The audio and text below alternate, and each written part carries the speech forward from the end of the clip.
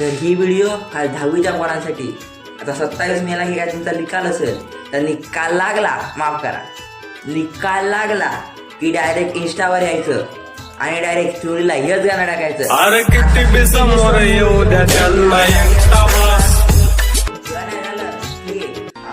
आले तुफान किती जिद्द ना सोडली झेप घेतली आकाशी 10वीत नापास झाला तरी बाहेर झालं सार आघटित घडणार आणि हे गाणं ऐकून पप्पान 4 फटकं दिला.